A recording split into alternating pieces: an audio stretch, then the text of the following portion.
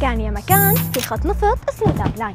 تعالوا لأحكي لكم كيف تحول من مشروع اقتصادي لانقلاب عسكري ودم ودبابات أمريكية بتدور بهالشوارع. بسنة 1949 سوريا رفضت تمرير خط تاب لاين. بس ليش؟ إيه لأنه بمول دول بتدعم إسرائيل، فالرد الأمريكي كان واضح. إيه ما بيمشي الحال هيك يا عيني. المخابرات الأمريكية بقيادة مايلس قبلان قالوا لحسني الزعيم بنعمل لك انقلاب بس بشرط توقع الاتفاقية، وهو قال امنع عيوني.